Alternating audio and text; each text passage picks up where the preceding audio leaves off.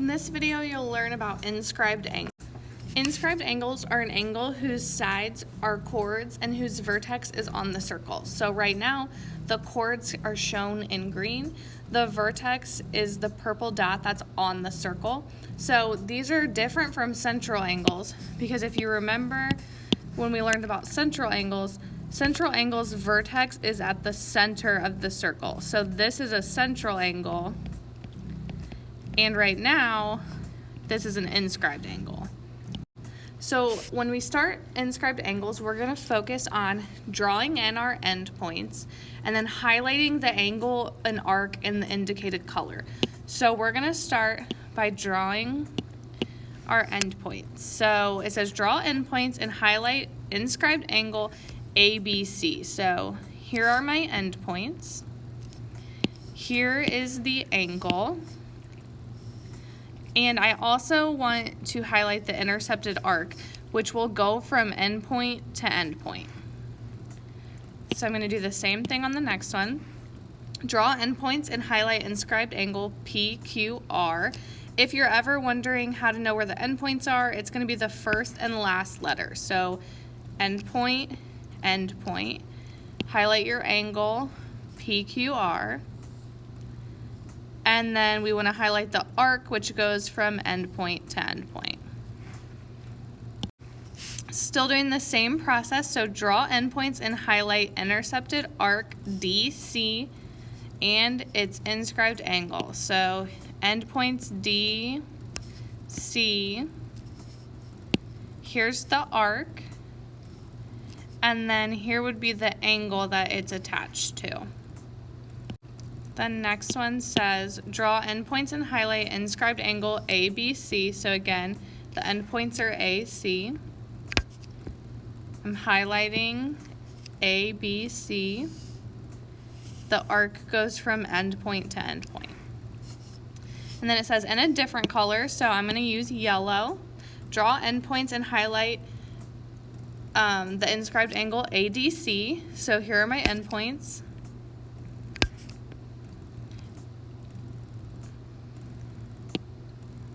So ADC is right here from endpoint to endpoint.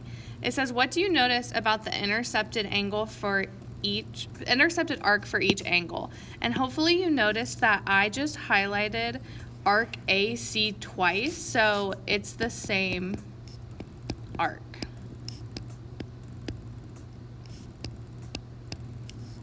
And then here's another one. So draw endpoints and highlight inscribed angle CDE and its intercepted arc. So my endpoints are CE. The angle is CDE, CDE. And then I want to highlight the intercepted arc, so it goes from endpoint to endpoint. This one says draw endpoints for arc DBC. So this time DBC is the arc, so from here to here.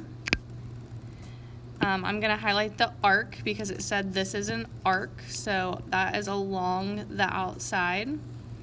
And then I want to highlight the angle, so I just kind of want to follow down and then follow across so that they meet.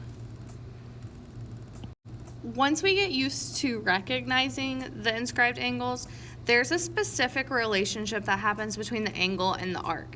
So the inscribed angle is half the measure of the intercepted arc. So for example, this says angle B is 1/2 AC. So let's say the arc AC is 40 degrees. B would be half as much, so it would be 20 degrees. So that's just an example. So when we do problems like this, you still want to draw on your endpoints and do your highlighting. It just helps you visualize what's happening, especially when the problems get more difficult. So right now I have arc AB, that's 124. Notice that if you connect these, the arc is attached to the angle X, which means it's half as much. So I'm doing 124 divided by 2, which is 62 degrees. For the next one, same idea. they're giving me this angle. If I draw on these endpoints and connect them, I can see that the arc is attached to the angle. This time I'm working in reverse, so I have the angle, the arc should be twice as big. So x is 28 degrees. Now for this first one, or this next one, I need to find x first. So this is something we learned yesterday. So right here I have a semicircle, and we know that they add up to be 180. This section of the semicircle is 100, so the remaining portion has to be 80. After I get that, I have these two endpoints, and that arc that's 80 is attached to the angle named y. And so y is half as big as the arc, so 80 divided by 2 is 40.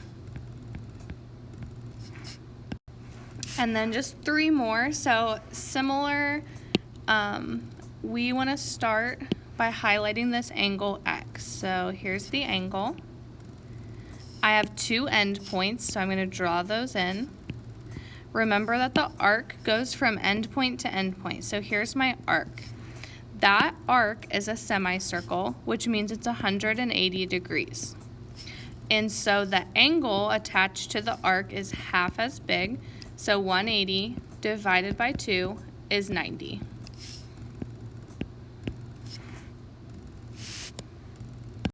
For this next one, I only see one number, so I'm going to start with that. So here is 38 degrees. I'm just going to outline the angle.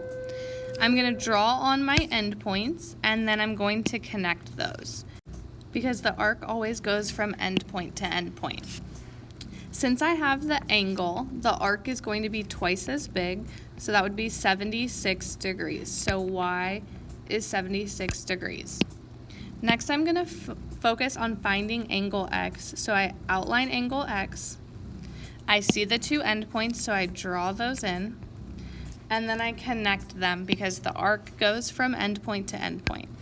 And I notice that I just highlighted the exact same arc, which was 76 degrees. And that means that the angle is half as big, so it's 38. Lastly, I need to find z. If you focus on z, and I'm going to just erase my picture so that I have a clearer spot to work with. So if I focus on z, I can see that it's part of this semicircle. And we know that this section right here is 76. Semicircles add up to be 180 total. So if I take 180 minus 76, I get 104. So z is 104 degrees. And then for this last one, I'm going to start by outlining the angle with x. I want to draw on my endpoints. I connect from endpoint to endpoint so I can visualize the arc. And I see that angle x is attached to the arc that's 136 degrees. So the angle is half as big as the arc. So it's 68 degrees.